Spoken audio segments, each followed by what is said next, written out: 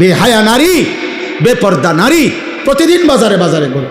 কয় না বোরকা ফিন্দি, আমনে যেই বোরকা ফিনদেন বোরকার উপরেও 3টা ফাট্টা লাগাইছেন, বোরকার উপরেও 3-4 রকমের কালার লাগাইছেন, এটারে ডিজাইন করছেন এত রকমের, উদ্দেশ্য একটাই, যেমনে হোক বেডই তো আমার দিকে চাইতেই হইব। বেডই তুই যদি আন্দাজ তাহলে ডাক্তার দিয়ে অপারেশন করে হলেও চাইবি বেড়া মারবে, তাড়াতাড়ি চোখের চিকিৎসা করবে না।